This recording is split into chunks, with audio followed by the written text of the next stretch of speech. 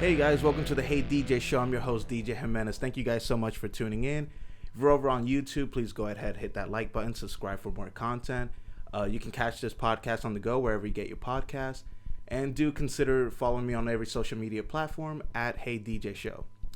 With all that boring stuff out of the way, I'm really happy to introduce my next guest, Andrew Lubbers and Cale Reid. How are you guys doing today? Doing good, man. Doing great, man. Thanks for having us. Very high. Yeah. It's been a long time coming. I feel like this one has. Yeah. We've been talking about it for so long. Yeah, you were there when I was building it up. Right. YouTube. When you So first we told me that. used to work together. So first, guys, cheers. Thank you guys for coming on. Yes. Thanks for having us. Thanks for having us. Yeah. All right. That's good. So let's just jump right into it. So first, I want to just say like what we do, if that's okay. So Yeah. like Andrew, what do you do?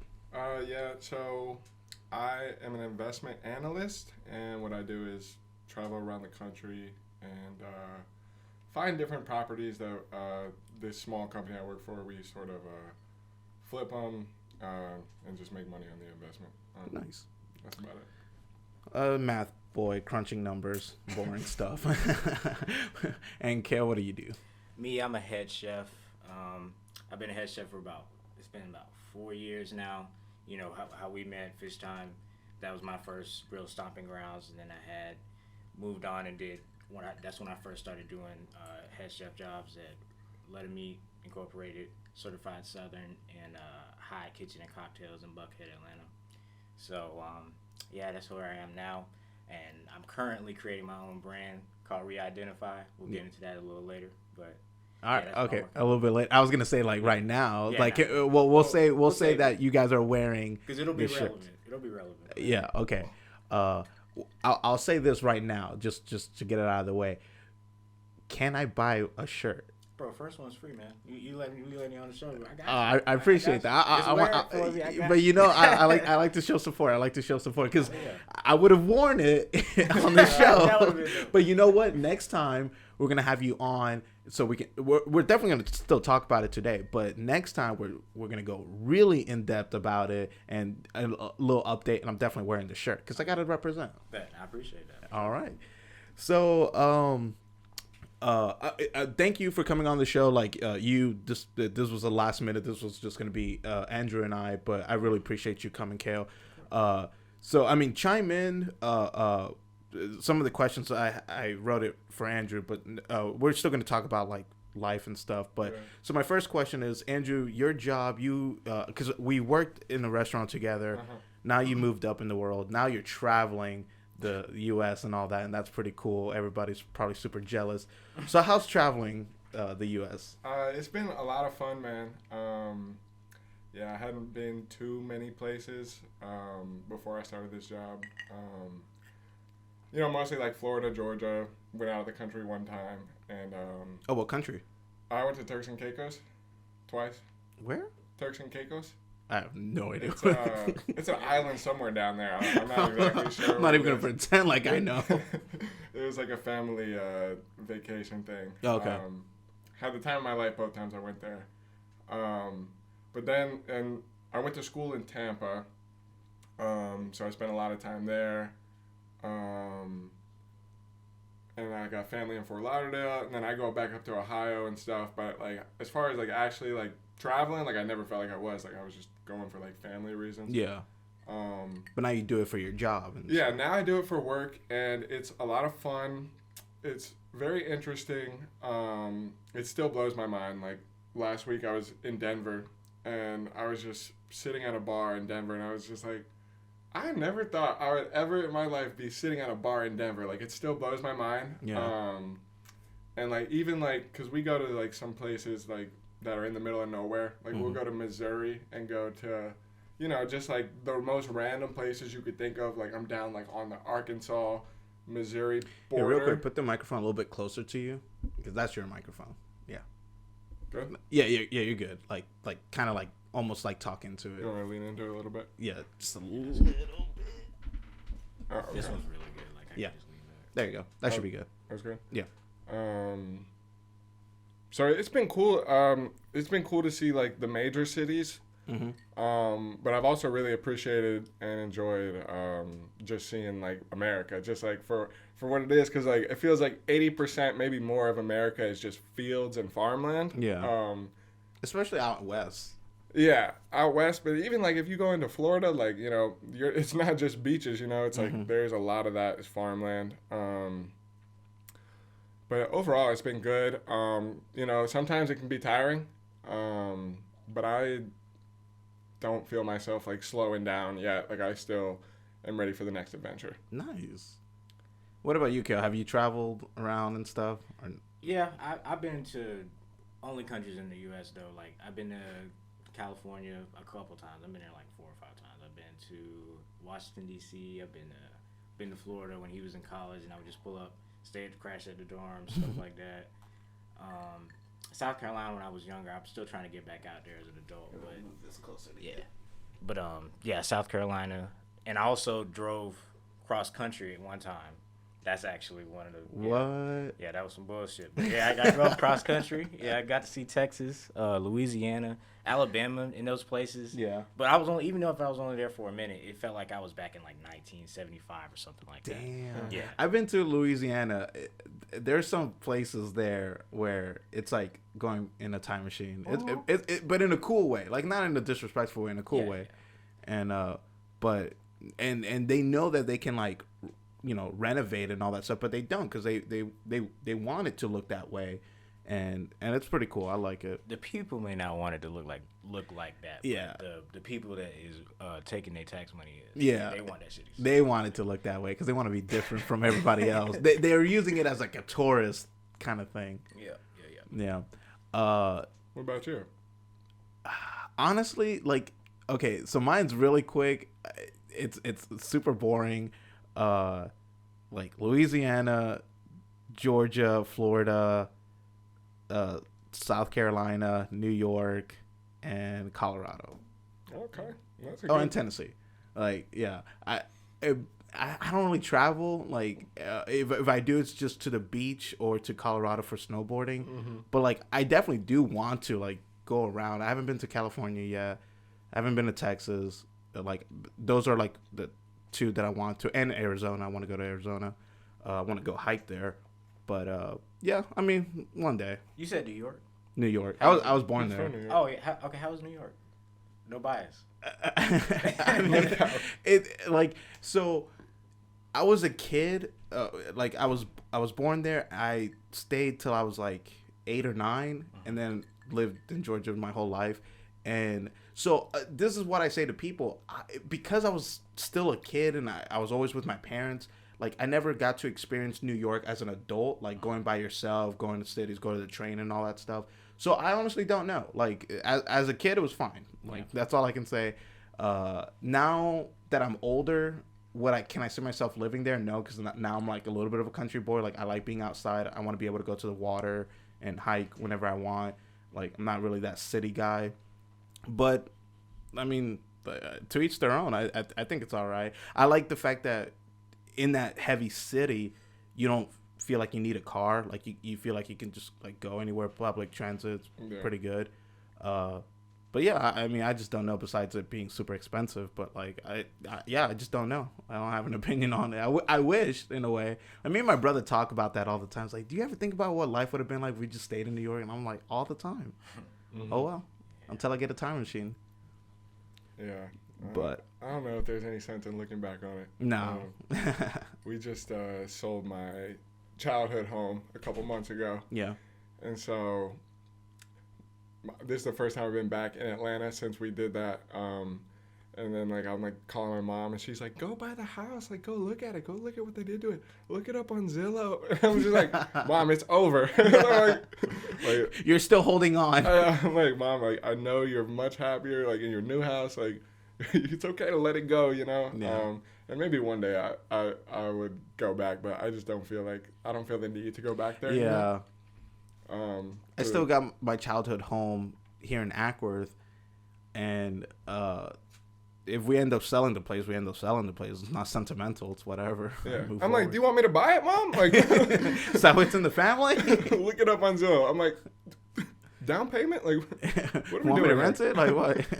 I don't know. So is it up for sale or renting? No, they sold it actually. Sold it completely. Yeah, Nice. they totally sold it. Nice. Some investors bought it and then they flipped it pretty quickly. So that's an idea of the real estate market right now. It's just investors buying and then they flip it. They made like 30 grand off of it or something. Yeah.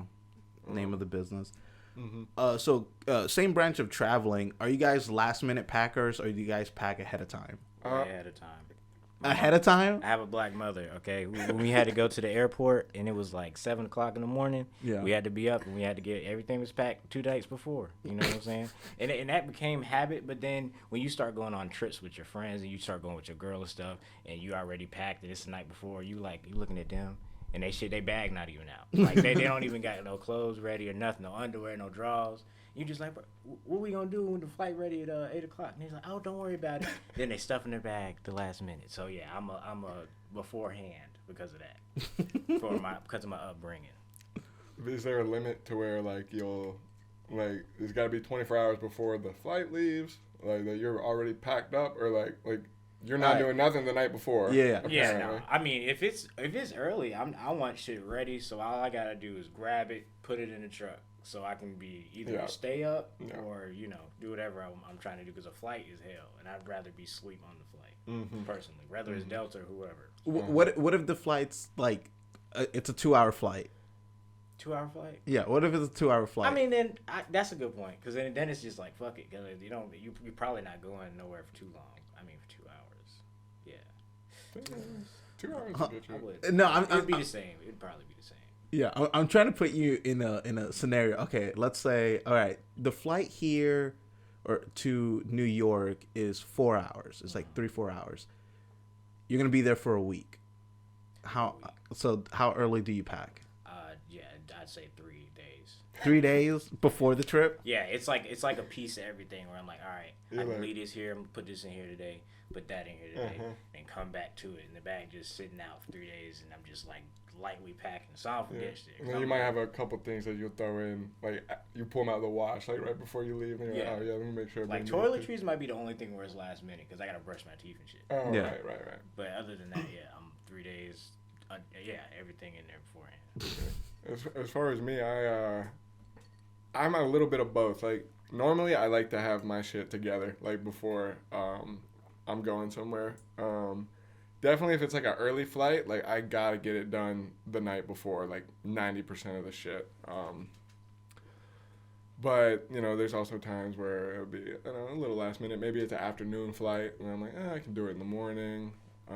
Stuff like that. Just really try not to forget anything.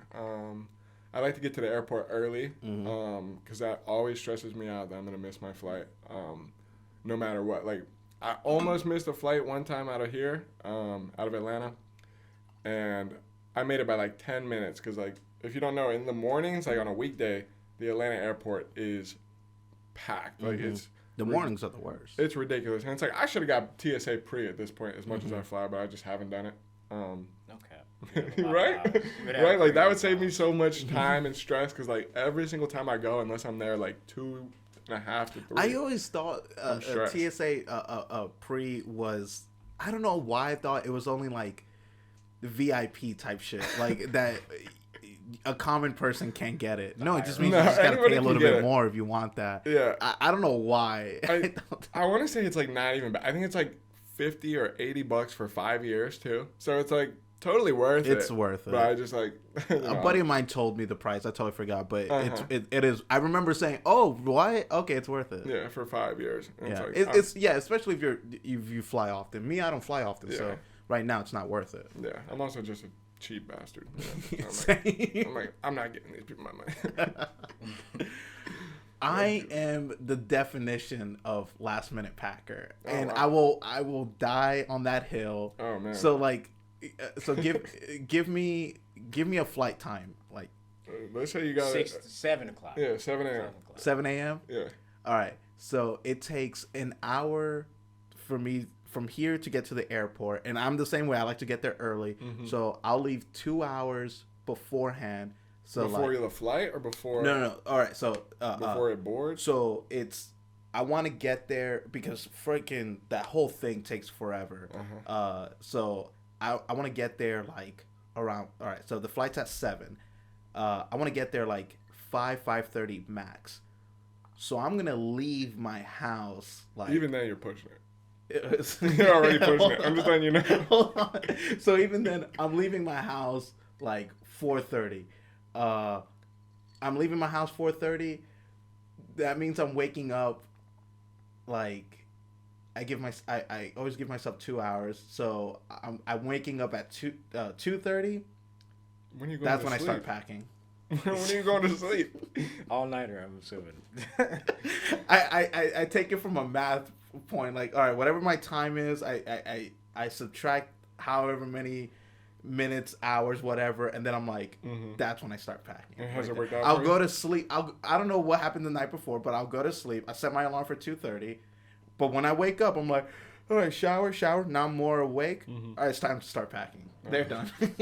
So I'm a last minute packer. You're out the shower by 3. You're probably all packed up by 4. Yeah, okay. I can see how it Because works. like, and people Get try to that hit me vibe, too. It's like, oh, what if you're going somewhere for a week? And I'm like, dude, like I will have everything washed before my trip, so everything's ready. And all I have to do is just grab my luggage, open it, and just grab. They're done. And I never forget anything because like I don't bring anything but clothes, honestly. But the only technological thing I bring is literally like my phone charger, maybe my laptop, but that's really hard to forget. And then the chargers for it. So, like I have friends who they're photographers and stuff, so they're always packing a bunch of crap camera equipment. Yeah. So I totally get it. Like I get it where they have to. I know a friend, he has to make a list. So I like his system. He if he packs it, he writes it down. Before he leaves, he has to physically touch it while he erases it on his notepad, and that lets him know he didn't forget anything. Yep. And I'm just like, oh, that's pretty cool. Well, that's a good idea. Yeah, But that's because I'm a minimalist. I never had to do that, so that's why I'm a last minute packer. Never forgotten anything. So never knock on wood. Never missed a flight. So I've missed one flight, but it's not because of my last minute packing. It's because I thought I booked the flight for 8. I thought let's see, I think it was, yeah, the flight was 8 a.m. I thought it was 8 p.m.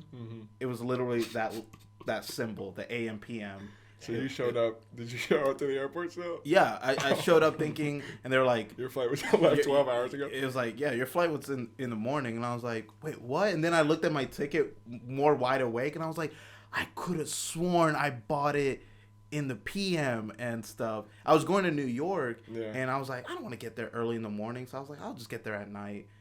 And I remember that I missed that flight and just didn't end up going.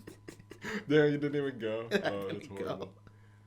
That was embarrassing. I lost that like $200 ticket, whatever. I'm also a big airport drinker. I love to get absolutely just wasted at the airport for no reason. So, like on the plane or like before? Before. Okay. And then it helps me sleep on the plane. Maybe sometimes on the plane too, you know. But there was one time, and of course, this wasn't for work. This was for vacation. So this was like out of my pocket money. And I was going to Tucson, Arizona, for like a family reunion. And I was, I think I had a layover in Atlanta, like on some weird, like I flew from like Indianapolis, Tucson, or to Atlanta, and then it was a direct to Tucson. I was just like, all right, whatever. So I get there for my layover, and then I'm like, oh, I'm about to go see my family. Like, we're going to be lit. Like, this is a long flight to Arizona. I'm like, let me just start pounding beers. And so I'm drinking, I'm having a good time, chatting it up with the dude next to me. He was a great guy. And then I'm like, okay, my flight's about to board. So I go sit down at the gate thing. And then I'm just sitting there like this. And they start calling people. They're like, all right, first class. I'm like, okay. Okay. And just wait till they call me. Knocked out, dude. And I woke up like 30 minutes later, and I see the plane right behind me just like taxiing away. I was like, no. Oh shit, no. So then I had to book another flight, which was like 2 hours later. It was like $400, and I was like, fuck me, man. How dare nobody wake you up though? I don't know. be like, yo, this person was waiting with us. Like, I'm pretty sure this is his flight too. But I did get a very valuable learning experience from that. Damn, and the fact that you woke up and saw your plane taking off. Yeah, and I like went like banged on the door thing too. It was already locked. I was just like, yo, tell him to put it in reverse. Hold on, I see you right there. I was like, I was so mad at myself. And of course, the next flight wasn't for like 4 hours, and then it's a 3-hour flight. Yeah. And then like my family waiting on me at the airport, and I'm just like, sorry guys. I'm here now though. I made it. Still had a great time. I definitely learned something from that because like I'll never. Like, I'll be one of those fuckers who just like stand there, you know, like those annoying people who would just be like stand there, like that's me now because I'm not gonna sit there and fall asleep and miss my flight again. Dang, that's hilarious. That was a little painful. What are some of your favorite places that you guys visit? We'll start with you, Cale. Man, I haven't visited enough to answer. Really? Yeah, I mean, you visited more than me. I mean, yeah, but I mean, as of right now, ain't too much beating. The only reason why like it's whatever is because we can smoke weed like we can in LA here.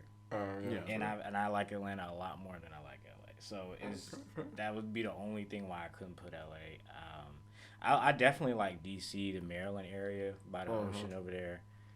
Well, I'm not saying like where you would rather live. It's like what some of the places that you but enjoyed. Like, which one out of like say you went to LA and then you went to Louisiana. Which one did you enjoy more?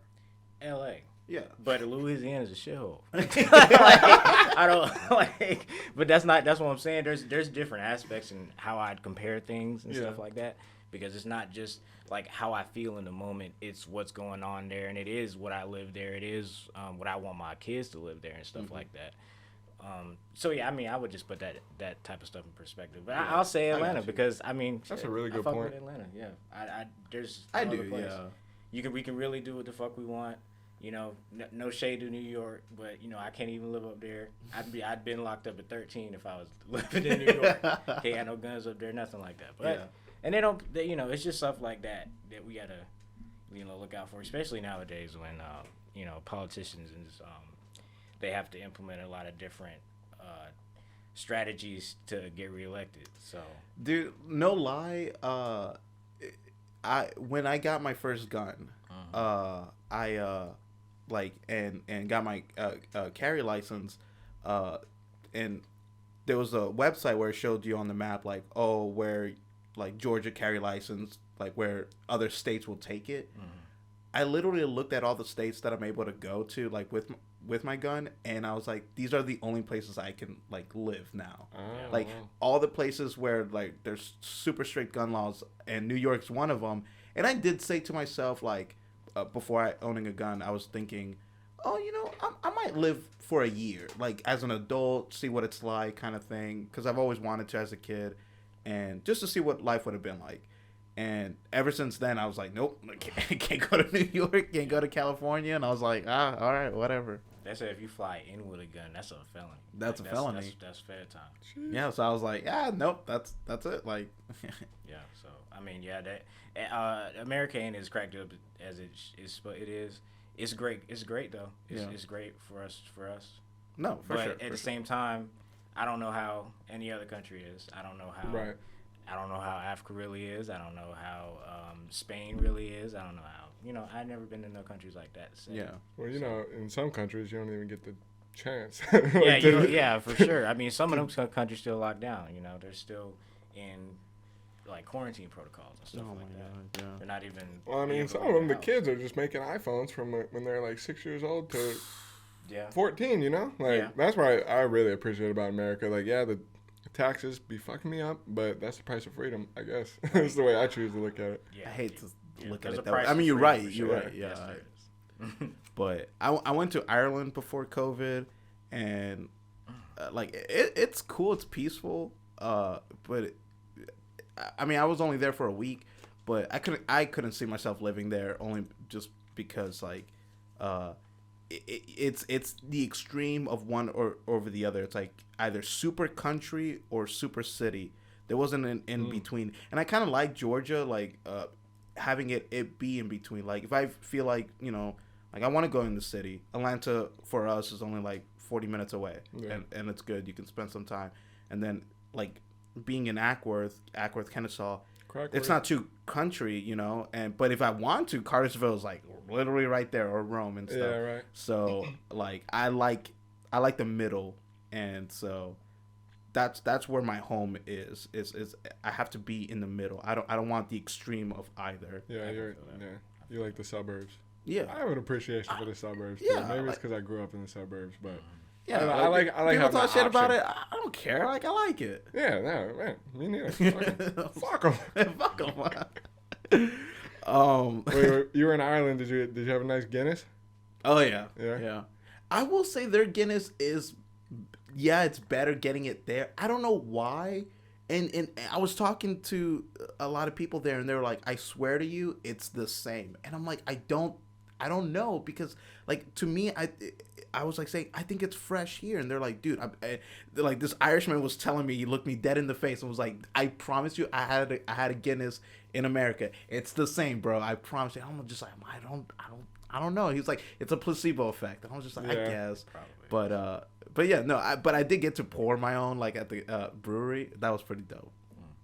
Did you try out some proper 12? No, Irish whiskey. I did a Conor Jameson. McGregor? No. That's his whiskey. I went to the Jameson distillery. Oh, that was pretty cool. Jameson, man. Tough nights on Jameson. Tough night. Do I have Jameson? I forget all the booze I have sometimes. Yeah, you have a lot of. I was thoroughly impressed when I walked in here. I appreciate that. Yeah, I got the setup. Holy I know. hell. I need a better camera so it shows it, so I can show it. Yeah, I need got a more booze shot. over there too. Yeah, like and he's then more of an alcoholic than you think he is. It's for my guests. I don't care. I like to go all out for my guests. Like, what kind of podcast would this be? It was just 100% drive. I love it. I'm gonna be a weekly guest. Oh man. For me, some of my favorite places that I visited, I'm an activities guy. So like, here's another question. Like, for vacation, in my experience, there's two types of vacation people. Yes, there's a third, but like, and more, everybody's going to claim that they're the third, but it's really one or two. You're a sightseer or you're a doer. Meaning, when you go to vacation, you want to do something, or you're just there for the sightseeing, like the touristy stuff and taking pictures. I'm not a sightseer. I 100% can admit that I'm not a sightseer. I want to do something. My ideal vacation is when I go somewhere, I got to be able to do something there that I can't do back at home. Okay. That's why I go to Colorado to snowboard. Yep. Why? Because I can't snowboard in Georgia. Yep. That's why I go to the beach, like whether it's in Florida or whatever. I know there's one in Savannah, but why? Because I can't go to the beach here. There's no beach in Ackworth. Not Ackworth Beach. So that's a lake. So that's my thing. It's like when I go on vacation, that's what I'm aiming for. So what about you guys? Are you sightseers? Are you doers? Or you're gonna claim that you're both? It's okay if you're claiming that you're both. I was gonna actually say, isn't that kind of both? What? Isn't doing something and sightseeing one and the same when you go somewhere? I mean, kind of, but like, the way I see it is like, okay, if I'm going to snowboard and I'm there, but say like I get injured for some weird reason and I don't get to snowboard, but I'm still able to walk though, but I just can't snowboard. Am I going to enjoy the trip? I'm going to say no. Well, I mean, that's like worst case scenario, because if you're getting hurt, you're probably not even going to go. I mean, because you're going to be like, man, fuck that. I'm getting my money back. I'm going to just stay home. And like something like I can't, like, okay, not hurt. I'll take that back. I just can't snowboard. Would you enjoy the snowboarding without seeing the mountains and the sunset in the background? And you would enjoy it just with... So you could go to Georgia in a fall snow simulation thing and just snowboard like that and have a great time as you would in Colorado? No, because you got to be there. Exactly. You got to see it. Because the sights have to be there while you're doing it. And that's what makes the moment more... Okay, all right. Then let me say it this way. I'm not judging. I don't like. There are people who do this. I don't care. No, we can judge, bro. It's okay. No, I'm not gonna judge. No, people who like. I have friends who do this, and but it's cool. It's just I that doesn't excite me. It's like, don't get me wrong. I like going to a bar. I like getting fucked up every now and then. But I have friends who just goes to like to another state, and they're just bar hopping all the time. And I'm like, dude, I can bar hop here. Right. And they're like, yeah, but we're bar hopping in Colorado. And I'm like, that doesn't excite me. No, I'm not doing that. And they're like, yeah, but we're going to like local bars, different themes and stuff. I'm like, listen, to each their own. That's great. And I'm glad you had a good time. But if you're trying to get me to go on this trip, I'm going to say no, because no, I don't want to go bar hopping in another state. I'll bar hop, but I got to snowboard. Like, first let me go snowboarding. Let me do something there. And then it's like afterwards, it's like, hey, let's go bar hopping. All right, there. I'm Would down. you ever go to Vegas Yeah, I'll go to Vegas. to gamble? Yeah, because I can't gamble here. Okay. So you're saying that you just don't like when people go out on vacation and do the same things that they do when they're usually home. Yeah. Okay, I understand that. I'm with that. Yeah. For sure. For me, I think I'm more of a chiller when I'm on vacation. Like, I would be perfectly happy doing the same thing I do here. But like, you know, if you add a beach to it, you know, you add like some family, friends, you know, the charisma of the adventure of being in a different place. But I'm like perfectly happy like without seeing sights or like, you know, it's like I don't want to kind of have to. Like, you're there, like you may as well go to see the Washington Monument if you're in DC or something. But at the same time, like after that, I'm just gonna do the same shit I was doing here. I'm just gonna go. Yeah. Now I will say, like I'm glad you brought up DC, because DC is a sightseeing trip. There's not really things to do. Yeah. The do's are the sightseeing. The museums the monuments, and all that stuff. Like I went there. My good friend, she used to live out in DC, and I went to go visit her, and I had a great time going to the museums and taking pictures of the Lincoln Memorial, the Washington Memorial, and all that monument. I mean, and that was cool because my expectations was sightseeing, but yeah, I wouldn't want to go to London, to be honest, and just walk around and just go to bars and stuff like that. What if you went to like a soccer game in London? Like, is that sightseeing or is that doing something? Ooh, that's a good one. I never got that. Okay, I think that's a doing. That's a doing. And that's a vibe too. Yeah, that's because a total like vibe. you go to a soccer game here, it's probably not as hype. But No way. Yeah, in London it's different. Yeah, okay, that's doing. Yeah, sure. I was gonna say Atlanta United. Yeah, you can go to Atlanta United's pretty lit, bro. Atlanta United, yeah. All right. So you never let me answer. I'm sorry, my fault. favorite towns. So you kind of changed my answer on this because I was about ready to just start naming towns, and he's like, it kind of depends on the experience that you have there. Yeah. And then like made me think about it. I'm like, well, yeah, like the towns I'm about to name are the places where I just had the best time. Yeah. So like, I really loved. I love Denver. I didn't do any of the snowboarding stuff because I'm, quite frankly, too pussy for that. Too uncoordinated. Like I just know I would bust my ass. No, we'll do it one day. Maybe one day, yeah. But I just like, it's just like the people that I met out there and just like the nights that I had, and like it was just all around a good time. And it's just like a different energy over there, kind of like if you go out here like to Atlanta, like to Buckhead, like you know somebody, like you walk out of the bar at 3 a.m. whenever they turn the lights on, you know someone's gonna be out there fighting or someone's gonna be bucking, like someone's gonna be hot for no reason. Yeah.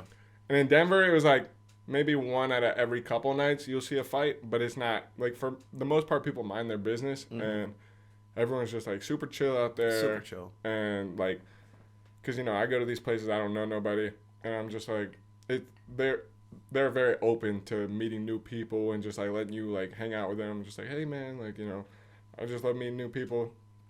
Also had a great time in Kansas City, Missouri.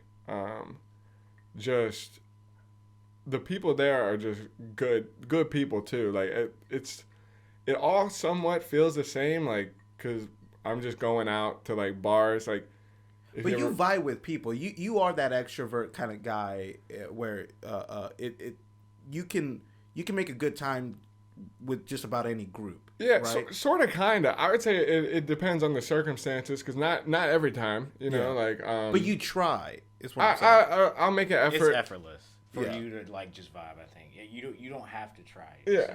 Yeah, I can vibe, but like, you know, at the same time, like I'm not necessarily going out there and looking to meet new people. It's just like, you know, maybe strike up a conversation, maybe meet some like new friends, and then, you know, next thing you know, like got their Snapchats or whatever, hit them up like the next week, and then it's like, oh shit, like we're really doing this. And yeah, it is kind of effortless because I'm not necessarily looking for it.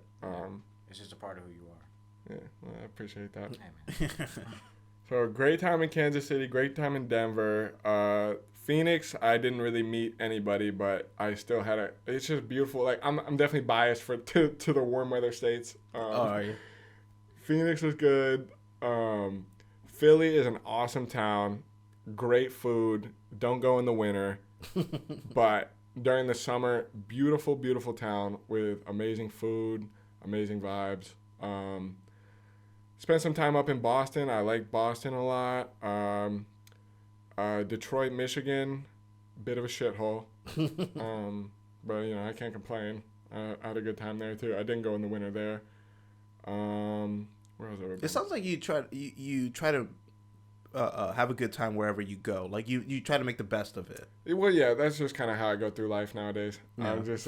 I'm just like, you know, I'm here, so like may as well enjoy it. And, How was Phoenix? Was it really hot? Like people say. When'd you go? Really hot women, yes. If that's what you're asking. There's a All bunch right, of so- tan, fit, Dude, I'm actually thinking about, like, I can see myself living there. I'm thinking about, like, when I graduate, I would like to spend a year or two there. I liked it. Yeah, it's a little too much in the desert. Yeah. I think I prefer Colorado to it, just because of that. But if you live in Colorado, you can go find a desert too. You just gotta drive 30 minutes one way. But You had me at hot women. Phoenix though, was so. good. I mean, Colorado is not too far down the line. No, pretty close. Phoenix was cool, and then Tucson, Arizona, which is like the other major city in Arizona, is also a great time. That's like right down by the border there. That's like a little more quiet, but still, I mean, University of Arizona is right there too, so it's still a good time, I'm sure. But I've only been there for like family things. And then I loved DC. Not for any particular reason. I just thought it was a lot of fun. I just had fun when I was there. I was with my cousin and some other coworkers, and we just had a good time. So I think it really is like it's like my opinion of the city is going to depend on my personal experience that I have, Yeah. which I think is okay. No, that's fine. I mean, it can only be your opinion. Yeah, and then I love Fort Lauderdale. I love Tampa. I love all the places in Florida pretty much. But I guess it's all perspective. Yeah. Besides Georgia, where can you see you guys, like, if you had to live somewhere else, where would it be? Anywhere. I mean, Really? What do you mean? They're not gonna let you have your guns in half these things. I mean, know, right? A lot of the places that they will, Yeah. but at the same time, bro. All right. Well, like, screw laws, screw everything. Like, where could you see yourself? Like, in a perfect world. Screw price of living too. Dallas, Texas. Just places you've been to. No, I know what I'm saying. Like, I know the price of living in some of these places is ridiculous. Yeah. So it's like, I'm not trying to do all that. But if you take that cost out the window, I would have to say Denver. But it's also biased because I was just there, like recency bias. But Okay. I did have a really good time. I would say Denver or Arizona. I like it out west. You said Warm weather Dallas. bias. Yeah, I would do Dallas, Texas. If not Dallas, Texas, then they can't drive in Washington, man. They can't drive in Atlanta either, though. I like DC. I can see myself being in DC DC. is nice. Yeah. I So also you went are to a city Seattle. guy? I love the city. I mean, but I'm a seer. But Yeah. only because for me, perspective is everything. Mm-hmm. And how I perceive life is whether it's beautiful or not. So, I mean, if I go out in life to be like, man, it's hot as fuck today, I don't like this, I'm sweating, man, this shit sucks, then life's gonna suck. But if I go outside every day and I'm like, man, it's beautiful out here, like, Atlanta's beautiful, everybody's like, Atlanta's boring, ain't shit to do. But, Yeah. I mean, everywhere you go, unless you in the hood or something like that, it's usually you're gonna see something that's beautiful, some art, some graffiti. That's what I found too, bro. It's like these people. I'll be like, "Are you from here?" They're like, "Yeah." Unfortunately, I'm like, "You're tripping." They just Like, be you're- hating, bro. I'm like, this place Unfortunately, is great. like, Yeah, that's I'm like, groupthink. everyone That's just likes to groupthink shit. complain. I'm like, I don't see the point in It's it. groupthink shit. Yeah, group. Yeah. Yeah, I've met people like that where they're cynical of where they're at. Yeah. I hope to never be that way. Yeah. No, you're definitely not. That's what I love about you. Yeah, I appreciate that. You're positive. It's like, but I am a little bit of like, you got to make the best of where you're at, you know? Yeah. Like, and yeah, it just rubs me the wrong way when I meet people. It's like, oh, you from here? Unfortunately. What? Then leave. Like, go. Well, that's the thing is like, there's nothing you could do or say for them to change their mind. So it's like it's all on them to figure that out for themselves. And truth be told, they don't want to leave. Like they're just bitching a bitch, but like they don't want to leave because like the moment you tell them, it's like, all right, cool, then just leave. They'll be like, oh, I can't. I got this. I got a job. I got this. I can't. Let me complain about 5 more things. Yeah, let me complain about 5 more things that I can change. I just don't. Right. That you actually could change. Right, you're just bitching a bitch. Whatever. Some people are comfortable, like that's just like their some comfort people are zone. Comfortable being uncomfortable. Comfortable being miserable. Yeah, I would take it a little further. Yeah. Well, all right. Well, I'm glad you said that because this is a segue to like we're gonna talk about mental health. Like if you made it this far, you're in for a treat. Yeah. We're just getting started. We're just getting started. All right, so you wanted to talk about mental health. So, like, the first question I'm just gonna throw this just to get the ball rolling, but like, feel free to throw in whatever. So people say, I do agree. I don't necessarily disagree. I just don't think it's as bad as like what people are making it out to be. I think social media is just exaggerating it. Why do you believe that depression and anxiety are in a rise in today's time? The president. Depression. Sorry. Depression. Depression, anxiety. So what we were just talking about, how we're like, oh, people are miserable just to be miserable. Well, I can say that because I was one of those people. And it wasn't until, and I wouldn't say I was like full on depressed, but it definitely wasn't where I should have been. Yeah. And I think it's, why is it so prominent? I think it's more common than you think it is.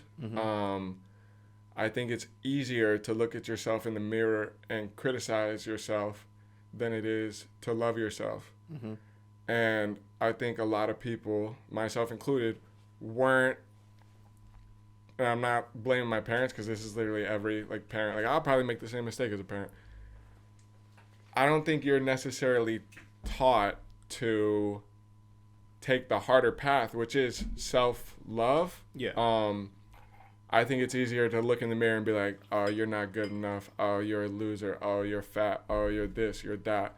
And just feel sorry for yourself and just adopt that victim mindset. Cale, you mind handing me the code? Yeah. Appreciate it. No problem. You know, that victim mentality where you're just like, oh, poor me, like, oh, my job, this, my life, that, my ex, this, my new boo, that, you know, like, and you get caught up in your own dramas, and you're comfortable doing that for some reason. And I still can't explain why. But I think it's just more common than you would think it is, because I think it's easier to be hard on yourself than it is to love yourself. And I think some people, unfortunately, never, ever, like, it's just a never-ending cycle. Yeah. So that's why I would think it's so prominent these days. What about you, Cale? Before I go, why do you think that it's self-induced? Why would you say, DJ? So for me, I think it's social media, in a way where, like, I'm not 100% blaming social media. It's just information just travels a lot faster and you get to see things in like real time. I think in a way, if you're feeling down, and it's, you know, and you have an avenue to post it, I think, and I'm not talking down on anyone. I'm not talking specifically about anybody. Okay, if anybody watches this, it's just in general. Somebody looks at that, like, say, because I've done this, like, so I'll put myself here where I'm just in my feels, and I'll post it on Snapchat, and I'm just like, man, I'm just in my feels. Then somebody sees that and says, man, I'm in my feels too. Okay, I'm not gonna do anything about it. I'm just gonna like vibe with you because now we get to be in our feels together. Yeah, and I'm not saying that's a bad thing. Misery loves company. Misery loves company, and it's like, but if you took that away, if you took maybe eventually didn't have an avenue for that, where I'm just like, man, like I'm in my feels, eventually I'm gonna be like, all right, you know what, screw this, I need to do something about it. I don't like feeling this way, so I need to change. I don't like where I'm at right now, I need to change this. Instead of reaching out, and I'm not saying reaching out is always a bad thing, but like if you reach out with your friend who's also going through a bad thing, and then it's like, yeah, let's just bitch about our lives together instead of fixing our lives. So I think it's more prevalent today because more people are just relating with one another instead of like holding each other accountable and tackling it together. Like, and it is a battle between like, all right, when should you do it by yourself, or when do you bring in a teammate to tackle it together? Because 100% you should never do anything by yourself, but like there are moments where like you do need to be tested as an individual by yourself. And so I think that's like, especially today, like I will go as far as to say that I think more people claim to be like shy or introvert, so they don't reach out, and that's a problem. And because of that, they dwell in, and then they're sharing. I think it's a cycle. Now they're dwelling, they're not reaching out, but they're posting their feels. So now they get people to just vibe with them, and then they're not like, when they're in a group, they're not actually asking like, hey, I kind of want to get better. They're just like, again, misery loves company type shit. So I think it feeds itself. I think it goes in a cycle. Like, do you agree or disagree? Well, I was gonna go on it. Who's the number one consumer in social media? I would say any type of demographic. Demographic. Honestly, I would say like young teenage girls, females, and that's why I would say it's on the rise, because opening up and expressing how you feel on the inside has become acceptable for everyone. However, for men, you know, it's fine to tell ourselves, you know, it's okay to open up to your girl, but we all gonna sit here and act like that every time we open up to a female, that went the great way, the best way it possibly could have went. Nah, it doesn't. They don't. You know what I'm saying? They'll tell you, oh, you know, baby, open up to me. I just, you know, tell me how you feel. Because they want you. They don't want no secrets. They wanna have a card up. You know, a leg up on you. So, I mean, it goes into a lot, but just to keep it on topic, it's on the rise because, the emasculated male in today's society, I think that social media has a big part of it, because, I mean, people are just posting like typed out words that they don't even create themselves. It's not their own thoughts. It's not their own ways of thinking. You know, people tell them, you know, just how you're saying, oh, what did you say earlier about?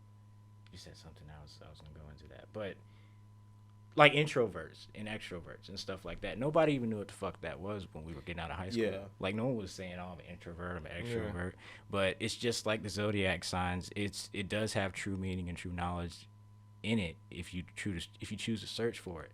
But it can also be misconstrued, just like the Bible, just like religion can be. So I mean, everything is just misconstrued. Everything is being used against people. I think that the only way you can control a masses of people that have power is through emotions. Because once emotions gets in the way, then there is no right or wrong. There's no good or bad. It's just, you're going to think this because I need you to think that way. No, you're right. I saw this years ago. This guy was interviewing a journalist, and he was saying, like, you know, what does it take to be a good journalist? Like when looking for a story. And this guy, what he said to me, like, honestly, I see the world a little bit different ever since this quote. And he was saying that, I'm paraphrasing because I don't remember how exactly he said it, but he was like, when I'm searching for a story, I'm searching for the top 3 things people care about. Money, sex, and fear. That's what I'm searching for. If now there are stories where it doesn't relate with one of those, and fine, if I take it, I'll take it. Yeah. But if it has to do with money, sex, or fear, that's the top tier. And ever since that, like, and then he goes on into details about it. But you're right. Like when it comes to emotions, it's not just any emotions; it's fear.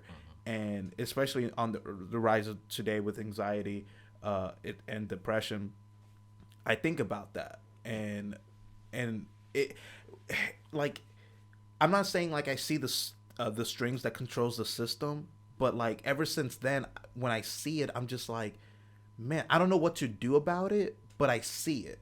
Like that, it's so easy to control people through fear, through emotions, and then if it's not that, it's money or it's sex, and I see it. I see it in Hollywood. That There's Twitter really nothing algorithm. to be done. Yeah, and I'm just like, yeah, I see it on the Provoke your algorithm emotions. and stuff. I'll see it through mine. Like I'm not searching Yeah, for this stuff, yeah. but I'll see You'll it, see and it, I'm you just know. like, dude. But you can catch it, you know. Some Yeah. people can't catch And- it, and that's why they spend all day typing Yeah, to celebrities but- that they'll never even talk to, you know. But I'm still human, Right. and I'll notice that it caught me sometimes. yeah, that's Like, good that you notice it. Yeah, it's especially as a guy. Like Uh-huh. sometimes, like I'll be scrolling, then I'll see like a half naked woman, Yeah, and yeah. then I'll be like, oh wait, is that a friend? And then it says like, oh, sponsor. It's like Uh-huh. a product, and I'm like, OnlyFans. holy shit, they caught me going scrolling back. It does work. Yeah. And then, but that being said, there are companies that they know that, and then they're exploiting that. They're using that.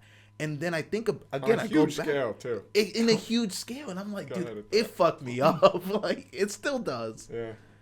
So, and then you're right. It's the female demographics, and then I'll say this. I think about that.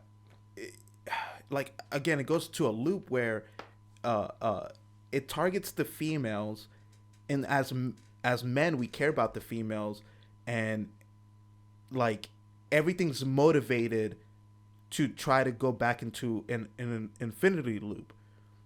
Do you guys get that? If not, whatever. We're in a loop right now. Yeah.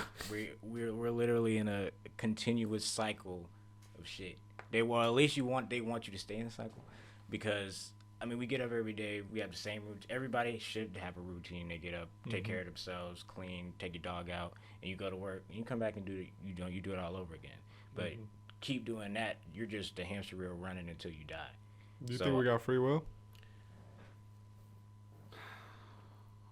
I like to think yes, but Yeah. he just fucked me up with that, like the hamster wheel, and then because I was just about to say like, all right, if we break out of it? Yeah. That's when you decide to do stuff for yourself. That's when you decide, okay, man, my mom, my dad told me I had to go to school, or you're gonna have to get a job. So, you know, I ain't got no money to pay to school. They weren't gonna pay me to go to school, so I ended up working, and I'm speaking for myself. So I ended up working, and you know, paying the bills was, you know, I'm doing what it takes to be an adult in this world, but I'm not doing anything to separate myself from the average person, because people don't realize that we're not all special and we're not all created equal. We all start off in our own, like what we are, and we got to make it go with it with what we have, or we'll have people behind us that can help us along the way if you're blessed enough to have that. But I mean, I just went off track. Where was I going with that? I just got a little drunk. Free Free will. Free will, yeah. So, yeah, no, we have free will. We're born free. We never don't have freedom, but we can decide to give our freedom away. Yeah. We can decide to We're seeing let that. people control what we do. Then you don't have free will. If you have to go work this job because you feel you have to pay these, that's where I was going. Because you feel like you have to pay these bills, then you're just gonna stay in that hamster wheel because that's what you were told you were supposed to do. You're not gonna be like, man, I'm gonna do hamster wheel today, but I'm gonna go do this obstacle course today. I'm gonna go try that and master that. I already did this wheel, so I'm gonna go do something else. Then when you master the obstacle course, you feel like you're the shit. You feel like you figured it out. At 22, 23, you get the head chef title, you get the executive chef title, but then you look at your bank account and you just as broke as you was as a busser. You know what I'm saying? So you got to put, what are you gonna put first? You gonna, you know, do like when you is it just the title or is it something else? Like, are you shooting for something greater? You got to create something. Yeah. Like that's all it's about. No, I like that. Can I take a bathroom break? Yeah. So, like, I'm still gonna say something to it, but yeah, you just go and all that. Intermission. I'll be back. Do you need to use the restroom? Damn. I mean, eventually. When he gets back. Yeah. When he gets back. Yeah. All right. So, what I was gonna say is, like, I have a buddy. He was having troubles with this girl, and so, but I'm not gonna this is not necessarily like a girl thing, but like it kind of reminded me of this. So, whenever I'm pursuing a girl, or if I'm encouraging a friend to, what I like to say, it's like it's almost like a stock exchange where, you keep putting little by little, and then if you see a return, good, maybe put a little bit more, put that back in, keep going. But if you're not seeing a return, then eventually you can keep going. But if you're not seeing a return, maybe it's still up to you to cut that line. But that reminded me of like same thing with the hamster wheel, where like say you break out of it one day, you break out of it, and now you're doing the obstacle course, you're pursuing something else, and the hamster wheel was sustainable. When do you keep grinding? Do you keep pursuing the obstacle course, or if when do you go back to the hamster wheel if like you're not seeing any improvement? When you stop learning, you die. It is it's also, the hamster wheel is also, I mean, you have to think about it. We had to learn how to walk, we had to learn how to run, we had to learn how to do certain athletic things and aspects to get a leg up on competition. But you don't ever forget how to go in a hamster wheel. So I mean, if you decide to break out, that's not something that you can't apply to something that you're using to become greater. Yeah. So I mean, you're supposed to always keep these stuff. That's the answer to the question. You're supposed to always keep your skill set. You're just supposed to keep adding that up, especially as men, because especially if you don't decide to go get a scholarship or go get some type of certification to do something in the world, you're not gonna be shit. And then sometimes it'll be enough to just break you down to where you'll give up. But to not give up, you gotta strive for more. Like, everybody's gonna have that point in time where they're like, man, this ain't enough. Like, I've had that thought process where I'm like, bro, this shit ain't gonna pan out. But you don't have to give up. You just have to. I have to retool and refocus. I have to reapply the same type of focus and energy and time that I'm putting in before to something else, so I can probably get there I can get there in the future. Damn, that's deep. No, I 100% agree. Do you need to use the restroom? Yeah, I'll take an intermission. Yeah. I was going in. Yeah, you're good. Can't wait to see that. Yeah. So, I'll throw it to you. Give me a little synopsis. So, like, kind of like with the hamster wheel. Like, okay, so to set up, like, one advice I like to give to like my guy friends if they're pursuing a girl is like, to me, I see it like almost like a stock exchange, where keep pursuing the girl, and then if you see a return, keep pursuing it, put that back in. But the moment you're not seeing a return, it's up to you whether you want to like maybe cut that line or keep going, and then maybe eventually you'll see a return. But it's up to you. Like, I can't see the future. Yeah. But like, so the same thing kind of going back with like, life and stuff. You're in a hamster wheel, you're in a routine. Now you go into the obstacle course, and the hamster wheel is like, sustainable. Do you go back to when do you go back to the hamster wheel? If you go back, like, when do you not, when you see a return, and if not, what? That's a tough one. I guess I see the hamster wheel as more of a mentality state, not as so much of a routine state. 'Cause like this hamster wheel, I think of it as like you, like, maybe not, like, maybe like beating yourself down a little too hard. Maybe doing your best not to, but then like still like that, sometimes that negative energy will catch you and you'll like feel it, and then you just push it away. And guess what? It's always going to come back if you push it away. Like, you got to face it, at least for a little bit. Feel those emotions, and face it. I don't know if there's a obstacle course that's better than the hamster wheel. I don't know if there's another hamster wheel that's better, like, because you do need routine in your life, at least somewhat.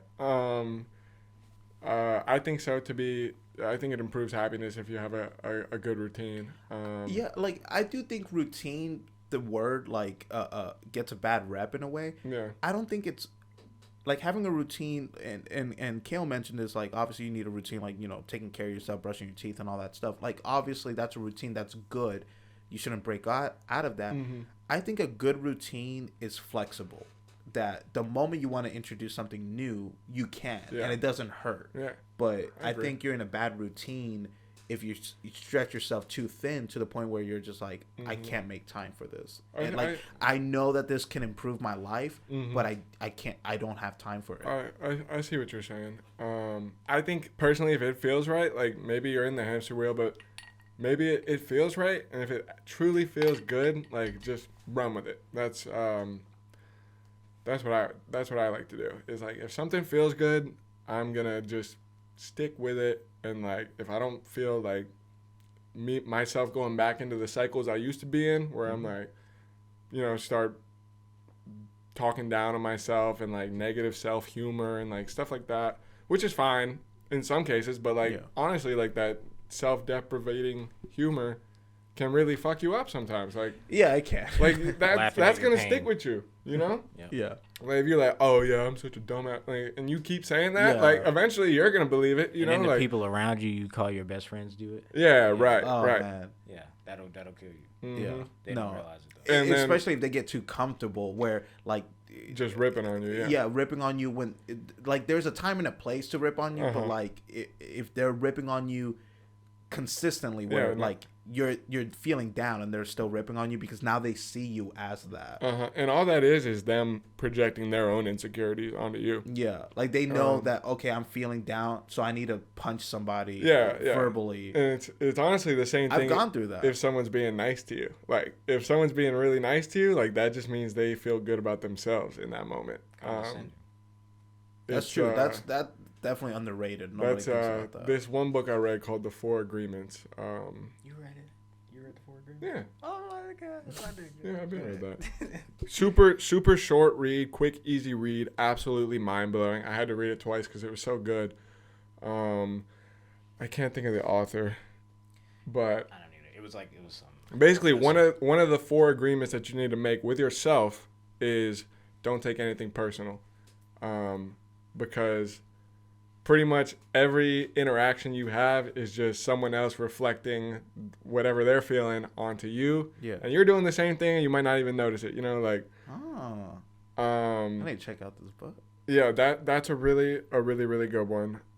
It's about Toltec wisdom. You got any comments? I was just gonna put the author. The author is Don Miguel Ruiz. Don Miguel Janet Ruiz. Mills. Yeah, it's a great book. Very good book. Literally probably like 120 pages. Easy read. But, you had me at short read. So but like mind blowing stuff. Like the first like 40 pages is just like they're like, okay, this is actually what goes on in humanity, and it's just like, holy shit, man. Like it's like gives me like I'm getting chills talking about it right now. Like It's just like it'll give you chills. What was the question? No, I mean you pretty much answered it though. And I'm glad you mentioned like like how to feel good, because this is gonna be you already gave me good segue to questions. What helps you guys when you're feeling down? Like what are something that you guys do, and then also like what you would like maybe advise some people. Like, obviously, what works for me might not work for you, but at the same time, it's like, here's a good place to start looking to feeling better. So, the biggest 2 things for me when I was pretty down on myself a little over a year ago was meditation, number 1, and then number 2 was affirmations. And so... And I like this, like it still blows my mind how this all happened. But like basically my brother had this book that had been gifted to him. And like one day he just like left it on my nightstand and then went home to college. And so I'm like doing my normal routine, smoking weed, playing Rocket League. And then like eventually I was just like, maybe I'll pick this book up. This book is called You Are a Badass by Jen Sincero. And, I'm going into it, and I'm like, look at this corny ass bullshit. Like this is literally called You Are a Badass. Like I'm like, I don't need this bullshit. And it's literally like how to stop doubting your greatness and live the life you want. And I was just like, well, I am doubting my greatness a little bit, so maybe I'll pick it up. And I'm telling you, like, the first, like, couple pages sent chills all down my body. And pretty much ever since that moment, I haven't looked back. So it said to do affirmations. It's like, what do you say to yourself when you look in the mirror? And I'm literally like, okay, I tell myself I'm a loser, I'm not good enough, I'm not worth it, like all this stuff. And then it's like, now tell yourself like what you actually need to hear. So then I'm like, I look in the mirror, I'm like, I'm smart. And I'm like, I'm cute. And then I'm like, I'm worth it. And it like made me cringe, you know? But it said in the book, it was like, it should make you cringe a little bit, but I promise you, just keep doing it. Keep doing it. Keep like putting those good vibes in your mindset. It'll make a difference. And then like before I even like knew it, like I was doing all these things to make that my reality without even really noticing it. Like I started working out more, but like not because I thought I was fat, just because I wanted to. Like I started going on hikes and stuff, and I was just like, oh, this is fun. I can take my dog. And then like next thing you know, like I lost like 25 pounds, and then I started getting like all the affirmations from like my friends and stuff, and they're like, "Oh, you look good, like you're doing this." And then next thing you know, I got a new job, and I'm like, "Wow, like this is really just like a mindset shift." And I think I meditated probably for like 50 straight days or something. And then that's the other thing the book said about meditation. It was like, it might feel funny at first, but if you do it consistently, eventually you'll crave it. And that's how I feel now. It's like I crave it and there's no right way to meditate either. Like I would literally just sit there and just try and focus on my breath for 15 minutes or just repeat like 3 things to me. Like I repeat happiness, wealth, health, happiness, wealth, health for 15 minutes. And it's amazing, like just the clarity I felt like when that timer goes off, because I set a timer and the impact it would have on my day. I would be like, oh my goodness, like for some reason, I just feel better like throughout my day-to-day life. So I never wanted to look back on that. But those are the 2 things that I would say were the most impactful for me at the start of this whole self-love journey that I've been on. And you know, I'm still flawed, obviously. Like I still catch myself. But that's the thing is, I catch myself doing it now. Like I'll be like, oh shit, you were just negative towards yourself. And that's another one of the agreements is be impeccable with your word. And not necessarily like your word to other people, but the way you talk about yourself in your own head or to other people. So, and then you just catch yourself and then it's like, oh, you know, like I was mean to myself or negative toward myself that day. Like, okay, like I'll try again tomorrow, you know? Man, I'm so glad you said that because in a weird way, like I've always knew that. Well, not always. Like I started to know that, and one thing I care about in this world is like typical as a guy is I want to be tough, but it's not about necessarily being physically tough. It's also about being mentally tough and emotionally tough.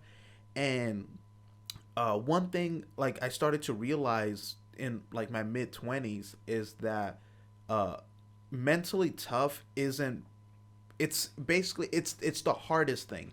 It's whatever the hardest thing is. And one of the examples is it's so easy to say things like, I don't care what happens to me, or like, I don't like whatever. Like I'm trying to serve others. Like I care more about you than I care about me. It's so easy to put yourself down. It's not easy to lift yourself up. Yeah. And you're absolutely fucking right about that. And so would be one of my advice is like when somebody goes like, oh, I care more about others, I don't give a shit about what happens to me. It's like, you think that sounds tough? That's not tough. That's easy. I need you to lift yourself up. Know how hard that is. All right, work on that. You're not. It's not supposed to be easy. It's supposed to be fucking hard. That's why it's worth it. Another thing in that book that really got me is all caps.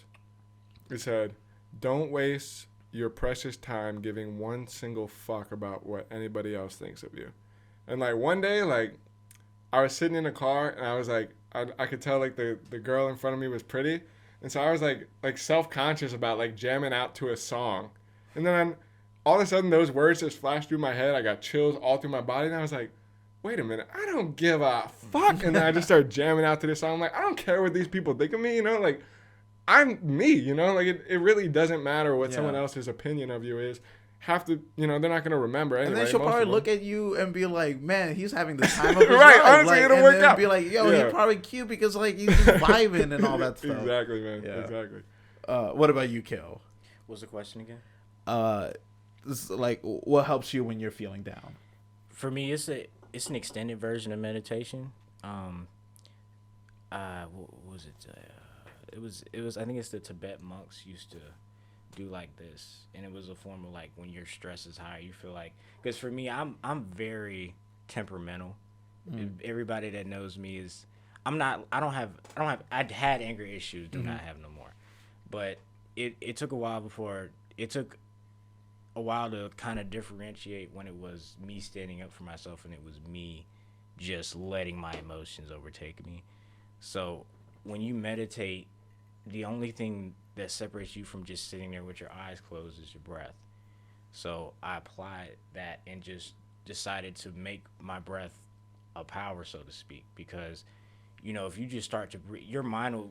If you think about how many times you breathe a day, you wouldn't be able to know.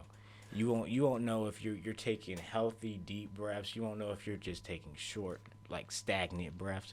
But when you really start to focus on how you're breathing and like how you filter air throughout you, you know, stuff like that, it'll help with your focus. It helps with your control because, you know, people every day are trying to get you off. They're trying to throw you off somehow, some way, if they're trying to get where you are or something else. But it's all up to you what you decide to do with your emotions. And I mean, breathing has really it's put me a step over because I can just laugh at somebody that's trying to piss me off now. Yeah, you let that negativity go right over your head. Right. And it's just like, I'm on a higher wavelength than you, like, to be real with it. Like, I don't care. Like, you can be a bitch to me, but it doesn't bother me, you know? Like, I can look at somebody and know, like, bro, you don't even know what you're talking about. Most people's knowledge is off of TikTok, bro. Like, people aren't reading. People don't look up when somebody tells them a percentage of something going on in the world, like how the carbon dioxide levels are now at an all-time high, and this is doomsday levels, and no one's talking about it because nobody wants to look that shit up. Stuff like that. But I mean, knowing all these things, like, ignorance is truly bliss because it really is. Yeah. You know, knowing all this knowledge, it definitely keeps you fucking stressed because you know that this shit ain't normal. You know that, like, people are coming out. This isn't meant for you to succeed. You're supposed to die on the street the way this is set up. So I mean, oh yeah. But it takes a lot to stay calm nowadays. Yeah. So, but breathing it'll put you ahead because people don't look at it like it's important because it's just what keeps us alive. Crazy. So, like, how do you guys, like, because both of you mentioned meditation, so, like, do you guys implement this routinely in your lives, or do you try to set, like, a couple of minutes aside to meditate every day, or, like, it's throughout the day for me. Yeah. It's when these moments occur, because if you think about when you meditate and you're only meditating at the end of your day after you done went through a whole bunch of bullshit and you're already, it's so much going on in your head. Yeah. You're thinking about like 5 or 3 things at one time, but instead you just conquer those battles once you come across them. You don't wait until the end of your day, so you're fighting 5 other opponents at once. You fight them one at a time. It's strategy. It's strategic. I love that. That's I read in one book, it was like this dude, they were on like some road trip in some foreign country, probably India, and he was like learning how to meditate and stuff, and he would meditate at the stops, and then his guru was like, do you think life is the peaceful stops, or is life when the train is moving? And he was like, oh, well, when the train is moving. So he's like, you got to learn to meditate during those tough times too. Which is tough, but going back to the breath definitely helps. If you want it hard enough, you'll do it. Yeah, you gotta want it. One thing I've heard in a podcast is this guy was saying that now I've never done this, but like I do think about it in a way where he talked about like meditation and breathing exercises. He was like, people think that you're supposed to, sit down, legs crossed, and like meditate. He's like, no. Sometimes you got to be able to meditate while you're walking, while you're working. Yeah. I'll be honest, I don't practice that. Like, I don't think about that. But since you guys work on meditation for to not feeling down, do you guys practice that? Like, are you able to meditate while walking, or is that not for you? Yeah, that's where this comes in. Because if you think about it, I mean, it's a rhythm, it's a beat. It's just like how the megahertz, how if you listen to that affects your mood. That'll help you in this aspect in life. Frequency. It's frequencies. That's a whole nother study in itself. But that triggers functions in the brain to where if you want to control this aspect of your life emotionally, then you have to tap in that way. So in terms of the meditation with the hands or the breathing, it's a rhythm. It's finding a constant flow. It's keeping your pool of thoughts calm. It's not causing ripples and people throwing pebbles in your shit. You keep your mind state calm. Stay in that flow state. Yeah, and if you apply that to everyday life while you walk, while you working, then nobody's fucking with you. Because I'm sure you felt the same feeling that we're describing. Like when you're jumping out of an airplane to skydive, like there's not much you can think about. You're just like, like you're jumping, or even when you're snowboarding, like you don't have time to think and like analyze it. Yeah. You're stuck in the moment. And hiking too, because you're looking down the whole time because it's a rough terrain. Yeah, I found that like it forces you into the moment, and that is kind of the whole point of it, and if there is a point at all. Yeah. That's what I would think. No, and like I've definitely been in that state of mind. It's just I've never like, I wouldn't say I've meditated before, but if somebody were to say like, oh well, if you've gone hiking, if you've gone snowboarding, then that's a form of meditation. Then okay, then yeah, sure. Yeah, it could be. Have you prayed even before? doing these podcasts? Have you prayed before? Prayed? Oh yeah. Well, I mean, it's really just two sides of the same coin if you think about it. Okay. Because if you're praying, you close your eyes and you are speaking to a being higher than yourself. Whether that, but when we pray or we talk to ourselves, what voice do you usually hear? Myself. Your own voice. not a whole voice you've never heard before, right? Just clarify.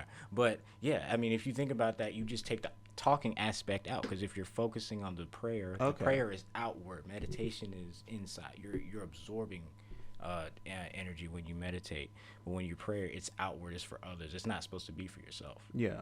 Okay. Because like I mean, I'm not talking down on meditation or anything. No, it's no, just no, like it's. I just had to put that out there. Yeah. No, and I'm glad you did it because to me, meditation, like, and kind of going with like ignorance is bliss kind of thing, is that I've always thought in a way meditation was like you gotta focus on relaxing, like especially if you're stressed, it's like focusing on relaxing. And I am a little bit of a stressed person, a little bit, like even though like I'm calm on the outside, I'm like stressed on the inside, but I have avenues to like release stress. And so, but I in a weird way, I never thought about it like it's meditation. I just thought like, damn, I'm feeling a little bit anxious, let me go work out. Oh, let me go play some games, or let me just watch a movie and just like calm down kind of thing. And so yeah, I just and I know somebody can probably make that argument that it's a form of meditation. I just never seen it that way. Yeah, well, I would me say personally. You should put a name on it. It was just some avenue you could take to release that energy. Yeah.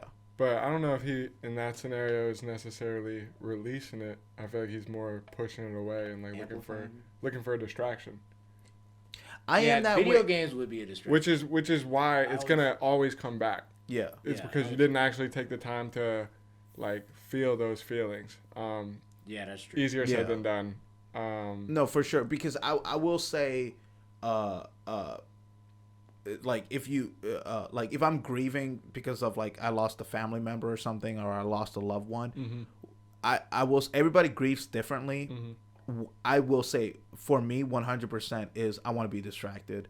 Like don't get me wrong, I'll be respectful. Like, somebody passed, I'll go to the funeral, all that stuff. But, like, the moment, and I know this, and, like, I'm not trying to break away from it per se, but, like, it's just, I know that this is what's going to happen. Like, so, God forbid somebody I love dies. The ceremony is over. The funeral is over. As soon as it's over, I'm texting somebody, like, I need to hang out with a group of people, like, right now.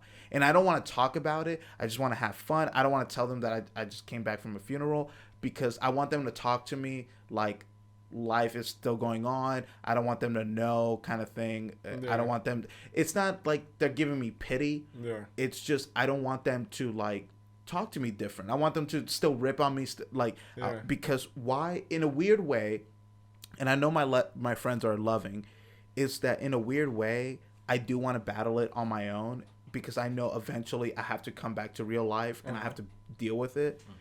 And, like, I'm in a weird way, I know this. I'm scared, and, like, give me that one distraction. Just give me that one sense of peace before I let the world know. I am a private person in general, and so, like, a lot of people know, like, I recently had a death in the family, and it hit me hard, and I was like, only these people know, nobody else. One day I'll make it public, but I was like, no, right now it's just for me. Let me deal with it myself.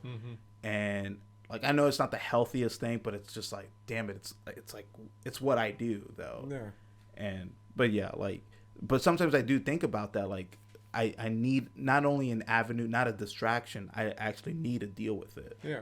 Yeah. I would say, just take 10 minutes and just sit there and just feel the emotion. Like, feel it in your body. The actual emotion, because the emotion is the body's response to what the mind is thinking, Yeah. So I would say just try and meditate on it. It's not gonna hurt you. You're right. You're absolutely right. I mean, it's like what we were talking about earlier with fear. We don't like painful things, bro. We don't like going to get shots. We don't like going to go to the dentist. We don't like to feel pain, but it's necessary for the betterment of what we're trying to become. Yeah, it's a part of life. Yeah. So I mean, just like, and it got to the point where I was like, man, the only thing I fear is wasps and bees. Anything else, I mean, shit, I'm rocking with it, because it's not gonna kill me. That is so true, man. And God, like, you've been hitting me with these things where I'm like I'm like secretly keeping in me, and I'm just like, I do that, man. Damn it, this is why I had to make sure he came with me, because I was like, I wouldn't have done it right. I would have done my best, but you're doing shut up. You're doing a great job. It's just like because he was like, oh, like, that just hit me hard, where he was all like, oh, like, we got to do these things. It's gonna hurt, but it's not gonna kill us. And I am afraid of shots. I am afraid of needles. I fucking hate them. Yeah. And, like, but then I think about it, I'm like, my health is not just for me. It's also for, like, my parents, like, my loved ones and stuff. And I'm just like, motherfucker, stop hitting me with truth. Because the things I'm afraid of, are things that I'm never really going to deal with. Like, I'm afraid of sharks. I'm not going to be in a deep blue sea Jaws kind of type moment. Bleeding and asking your shark to come fuck you up. Exactly. That crazy chick at the end. I'm not gonna fucking do that. Like that's not gonna happen. That's almost like a fantasy fear. But, like, the reality fear is I'm afraid of needles, but, like, suck up the pain for the betterment of your health. And it's only temporary too, Yeah, man. I know, and I'm just like, I like hate you right now, because that just, like, hit me really hard. But it works both ways. Like, we're having a great time right now. This is also only temporary. This is also, I'll just add this in. This is a way that I like to relieve stress. I like to talk about real issues. I like to talk about how the human mind works. I love to see the psychology of human beings. Like, yeah, I see why people like to get psychology degrees, even if they're not useful at all. Like, they say, like, psychology degrees are not useful as, like, an associate or bachelor. You have to, like, master or PhD in them. Yeah. Right. But, like, I understand the fun of taking the classes and doing the projects, because my first semester of college, I took a psych class, and it was fun. But I didn't think to myself, like, oh, yeah, like, I'm gonna switch my major and do this, but I see why people. But it's just the observation of human behavior. Yeah. So if you really want to learn psychology, we need to be out in the world. Yeah. You go out with a bunch and a mass of people. You see how they react, how they act when they think people are looking at them. When they're like, oh shit, people are staring at me, I'm gonna get on my phone. Yeah. Or they're like, oh, I'm waiting for something. Oh, my hands look awkward. Let me put my hands in my pockets. What I love about psychology, like just from like one semester of it, was like people from outside looking in. Before I took the class, I've always thought like, oh, psychology, there's no real like right or wrong kind of thing. Everybody's unique, but there are archetypes. There are set personalities. There are set why you react a certain way, and I love absolute stuff. Like I love like. Being able to define. I'm a math and science guy. I love having a right or wrong answer. Here's where you went wrong. And people don't think about this in psychology. There is things like that, things that you can define. And that's where it's like kind of trippy a little bit. It's like if there are definite ways where if somebody's like shy, there are definite exercises you can do to stop being shy. And that to me blows my mind, because like you would think like, oh no, that's just everybody's unique. It's a personality that's just thing. me. And it's like like personality Yeah, trait. yeah. there are That's things just we me. can I'm do. special. Yeah, and there are things we can do. It's like, no, I'm you're an not. introvert. Yeah, because we are genetically different. Yeah. We're not just different of who we grow up to be, because you know nowadays people act like they don't know what a man and a female is. We're genetically different. It's not. It's one has testosterone, one has estrogen. When you have a bunch of testosterone, you're more likely to have hair on your face. You're more likely to be more defined muscularly. When you have more estrogen, that's when you're able to have a child. You have a period, you have a cycle that you go through where you emotionally feel different, you feel confused. You can get in tune with other people's emotions and stuff. Right. Yeah. And then they have pills and birth control now that is stopping, it's unnaturally affecting the cycle, and it's just cool because of the effects and how it, you know, what it's meant to prevent. But they're not thinking about what that's doing to their genetics. They're not thinking about what that's doing to them genetically. Yeah. You know what I'm saying? If we had birth control and we're doing stuff to where we had to be less masculine, we'd have a bunch of fruity dudes walking around, but we do. But the way they did that was they started putting that shit in food. They started putting it in plastic. They started putting it in the water. You know, so it's not really anything you can do as a man unless you're on a strict routine to really raise testosterone. But I mean, yeah, it's a genetic thing. We're all different. You know what I'm saying? We're all different for a specific reason, for math and science reason. Yeah. But then there are definite things like that. Yeah. I mean, there's anything that's can be proven through math and science is the only thing we can say is definite. Yeah. Everything else is just personal truth. It's Personal truths. It's up in the air. Yeah, I mean, But All right, so we're coming close to the end. So what advice would you like to leave the world about anything? Not necessarily like with mental health, but it can be with mental health. It can be just anything. Like what's something you would like to leave the world? And obviously we're going to leave a little bit while we're going to talk about your brand. But like what's something you would like to leave the world? I would just like to leave the world with this quote from Eckhart Tolle, who is an author. He wrote The Power of Now, which is a super popular book. Oh, I've heard of that. I love think that my book a lot. Old roommate read that. He was just recently on. He was featured all over Kendrick Lamar's new album. Oh, nice. They put like his voice snippets in, which made me so happy that more people can like discover this guy's work, because this is another book that I read that gave me chills the whole time. And so this is a quote I have. Anything that is done with negative energy will become contaminated by it, and in time give rise to more pain and more unhappiness. So, stay positive. Do something in a positive outlook to receive something positive. Not necessarily for that, but, well, yeah. I mean, if you do something, positivity will attract more positivity. But I'm just, don't waste your time, don't waste your energy being negative.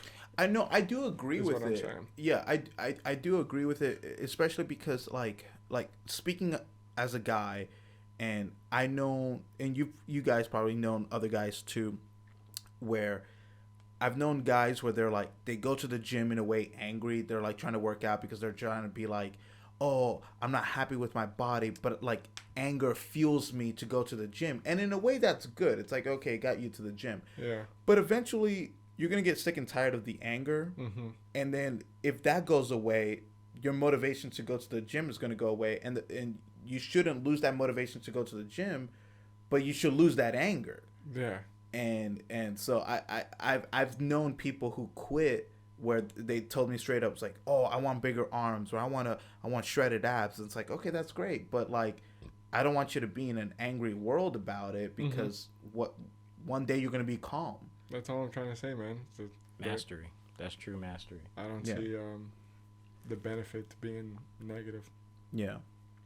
I think you should do something in the positive outlook of things. I think it's just going to benefit. And then when something negative, a roadblock comes in, that's a test. That's a test. Stay positive. Like work through it. Learn from it. Yeah, work through it. I missed that flight. Learn from it. Laugh at yourself when you need to, but don't beat yourself take it up too about far. it. Yeah. Don't get too comfortable beating yourself. But stay positive. Yeah, I like that. That's my message.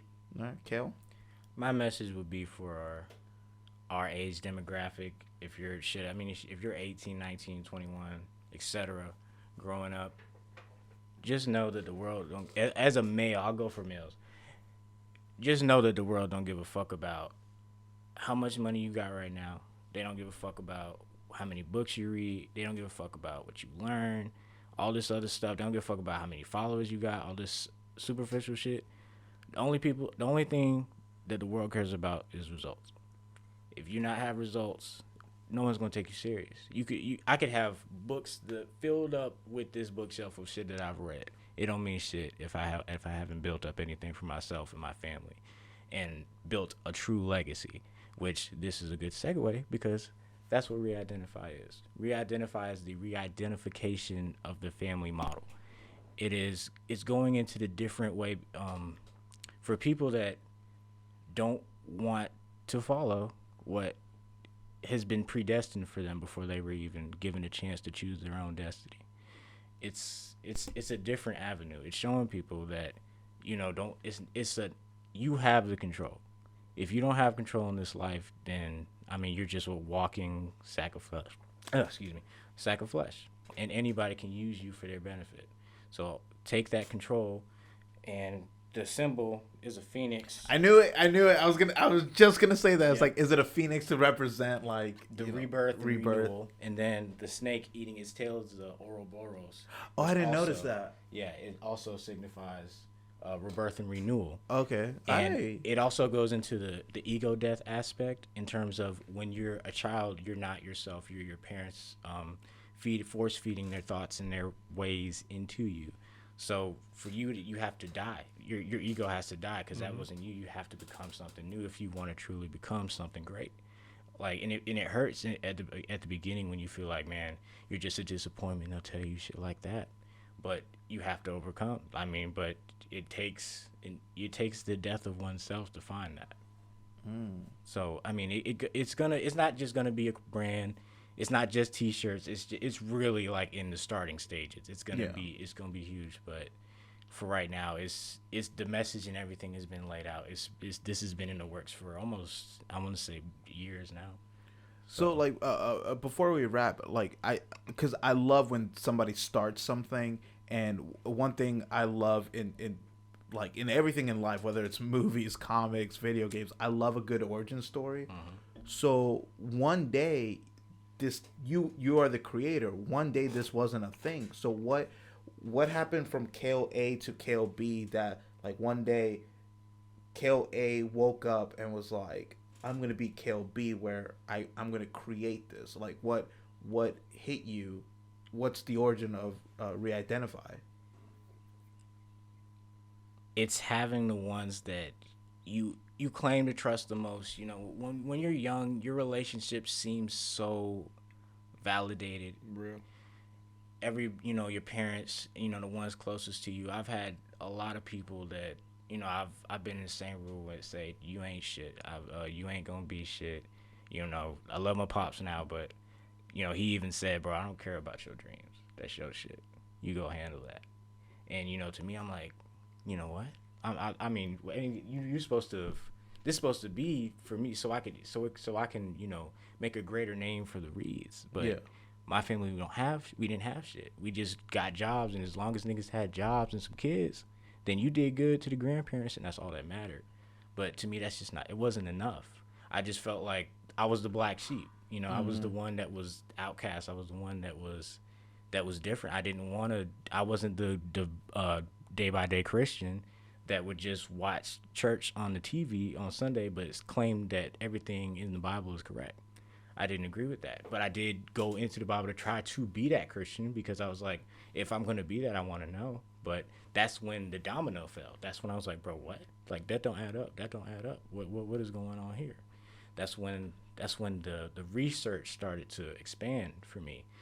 So, I mean, it really started then because it was all in one motion. Andrew was like there. I mean, the only person that was really there because we were still working at Fish Time, but it was a point where I wasn't even working. I was unemployed, selling, and that was the only way I was really paying bills. But I was still in the house. But I mean, it just took that time to just be isolated and to learn, like, what did I really want to be? Why am I here? Like, what is the purpose? Why am I able to perceive, you know, see things, smell this, touch that?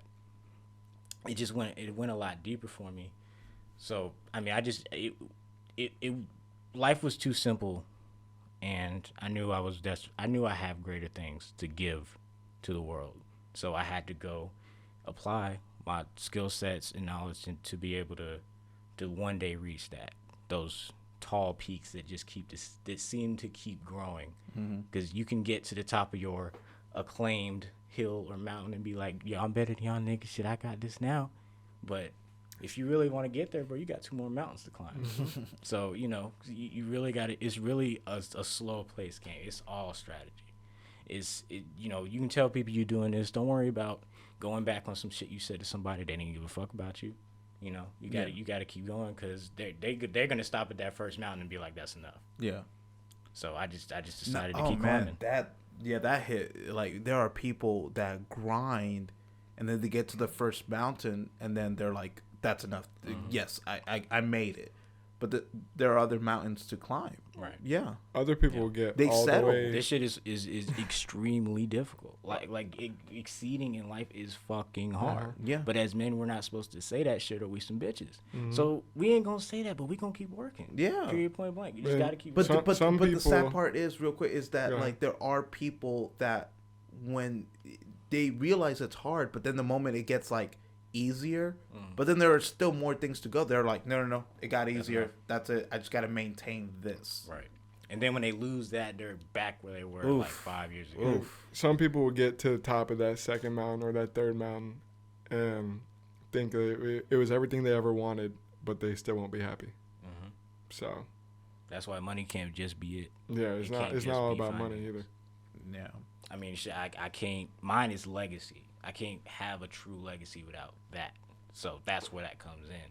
But my true peace and success in life is having a happy family, is having a daughter I'm able to raise, a daughter where I don't have to be like, you can't wear that. You know, I mean, I'm going to be a father as a father should be, but I don't want to chase her away too early where she's grabbing onto her friends and her other mamas and stuff like that, telling her all stuff she don't need to hear, and vice versa for my son. I want to have that. I want to have that solid family base to where cousins coming over every Sunday. It's not just Christmas. It's not just holidays. This is like, it's a true family. Because we all have family members where we only related by blood and that's it. Yeah, for me, it's a lot like that. What you said, like I want to leave a legacy, whether it's family. Like I see it in 2 pathways. If I'm able to meet the one and have a family with her, then I want to leave. I just want to be a great father and leave something for my family, and build a legacy that way. Or if I don't end up meeting the one and having kids, then I want to leave something for society. All in all, I just don't want to leave anything. Like, I don't want to not leave anything. I want to leave something, whether it's for my family or for society. Like, I just know that it depends on what kind of bang am I going out with. Am I going out a bang for my family, or am I going out of a bang for my world? That's what drives me. And I'm not perfect. I'm not the best or anything, but like, I think it's a good, healthy mindset to have that grind, a motivation. But there are, unfortunately, people that don't have that, who are just trying to survive for themselves. They're on the hamster wheel. Yeah, and they're not trying to better themselves. They're trying to maintain. They'll grind to maintain. Those are the bar hoppers. Those are the people we talk about that go on trips and bar hops. We all know those people. But I mean, that's the good time. They're chasing females. They're chasing a good time. They're chasing that one night where they can't be all the time. That's the part. Yeah. It's fun to do that every once in a while, but like, they don't want that. But they want that all the time. All the time, bro. All the time. That's why they're never content. Yeah. Damn. Well, man, this was great. I really enjoyed this, guys. And Cale, we need to have you back on, especially to talk more about your brand. I really appreciate it. And I definitely got to get me a shirt. Oh yeah. I will buy it. I don't care. I will support it. But thank you guys so much. Where can people follow Reidefine and stuff? For right now, follow me on Instagram, WaterHashira9. WATERHASHIRA 9 on cool. Instagram. I'll definitely have the link in the description. But like, Reidentified plugs is coming soon. We still got some stuff in motion before we can get that. We got photo shoots coming up. We have other meetings with potential investors. So yeah, we have a lot of, we got work to do, but we're on that. We're working. That's awesome. And Andrew, do you care for, like, you want to leave your tag for people? You can just tag me in the description. All right. We'll put the little thing up. All right. Well, Cale, thank you. Thank you, sir. Appreciate this. Andrew. Oh shit. Andrew. All right, that was great, man. All right. Appreciate you having us on. No, thank you guys so much. Well, and this is not going to be the last time you guys are on, so Okay, great. All right. Appreciate you guys watching and listening. Peace.